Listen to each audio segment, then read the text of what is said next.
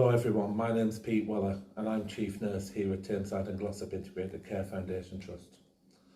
The Swan Model was introduced to the Northern Care Alliance as an improvement tool to support patients and their loved ones during end-of-life care and afterwards. Its success has been shared across the UK, and I'm delighted that in partnership with Northern Care Alliance and the leaders behind the Swan Model, we will be launching it here at Tameside and Glossop ICFT. This is absolutely part of our commitment to our patients and to those important to our patients at their end of life to ensure we make end-of-life care more visible and everyone's business. I personally consider it a privilege to be with patients and their families at end of life. And good end-of-life care starts from the moment the patient meets us, from the contact with receptionists, porters and all of the clinical teams and the roles they play. During the launch of this initiative, you're going to hear about the Swan Symbol. The Swan Symbol will give you permission for you to do everything you possibly can at a very difficult time for our patients and their loved ones. So please, let's all embrace this model. Let's all have personal care at the core of what we do. And as always, sincere thanks for all you've done and all you continue to do. Thank you. Caring for patients and families at their end of life is one of the most important jobs that we can do in healthcare. Around 50% of deaths occur in hospital. One of the things that we want to achieve through the delivery of our Swan Model is to make every death personalised. This includes talking to patients and their families about their wishes, and it's so vitally important that we do this. The Swan Model is about personalisation. It's about supporting every patient as an individual and carrying out their wishes. All healthcare staff need to own end-of-life care. We need to consider it as a privilege to be with patients and families at the end of their life and provide that open and honest communication so that we can fulfil the wishes of the patient and the family. It's important to recognise those soft signs when a patient is coming to the end of their life to ensure the patient and the family get the best possible experience. It's important that we utilise the best communication methods that we can, avoid euphemisms and speak clearly, honestly and openly to the patient and the family. Let's also recognise those patient and families' wishes at the end of life and let's try and fulfil them. Let's break those barriers that really don't exist and facilitate those wishes wherever we possibly can. And let's ensure that we review those needs on a regular basis so that we document them clearly and we've got a true holistic image and care pathway for that patient and family. The Swan Model is an enabling model that needs to ensure that we all, as healthcare practitioners, can become specialists at end-of-life care. You may see the Swan logo being used in the clinical areas. Please respect this because we have patients and families who have additional needs.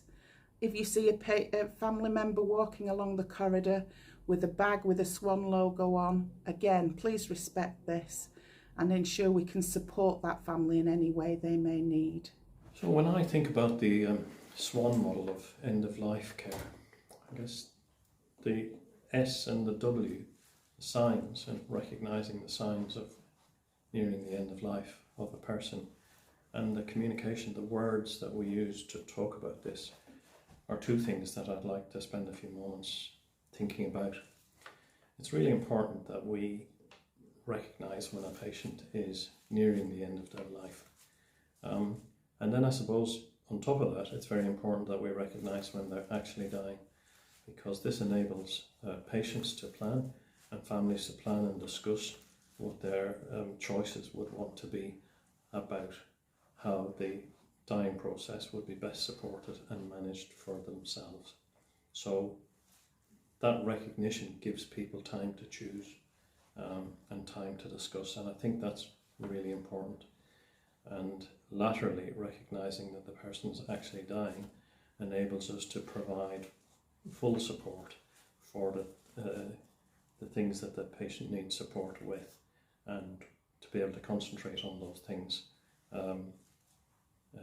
very specifically at that time. As far as the words are concerned, communicating clearly is really important, particularly in our welcomely diverse society. We should be clear in our communications, and I don't mean cruel in our communication. This is time for sensitivity and compassion, but it's also time for clarity. So we need to use words like death and dying and dead, rather than using euphemisms which people can easily misinterpret and not actually understand what's being said. So I think communicating important messages at the time of dying in a compassionate manner is really, really important, and the Swan model sort of helps us to focus on the words that we use as an important part of the model. We have Swan Rooms across the organisation. The main one is based in Hartshead South, but we also have areas at Crickets Lane Clinic, Stamford Unit and the Ladysmith Building. It's important that you understand about these areas so that you can utilise the resources within them. Speak with the families, understand what their wishes are and the patients. In these rooms you have access to lots of end-of-life resources. Things like memory boxes, which the patient and the family may want to develop together. You can also utilise things like handprints and lip prints that the family may want to keep after they've been bereaved. There are also comfort packs and lots of resources in there, including literature to support the families after they've been bereaved. Please utilise these. These are available for all patients and families within the organisation. Also think about spiritual care. Spiritual care means different things to different people. We have some of these resources available in these areas, and it's important that we utilise the chaplaincy as a means of support to families. Patient and families' needs at the end of life vary.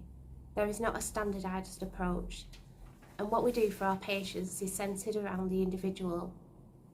Our team members have been trained to deliver this individualised approach, and this doesn't end when a patient dies.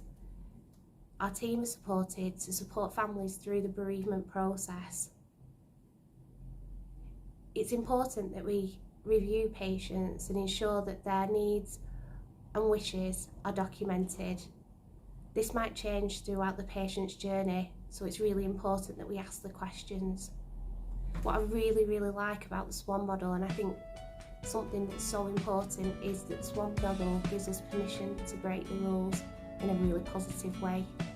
It's around centering a patient's care specifically around their needs and meeting those wishes.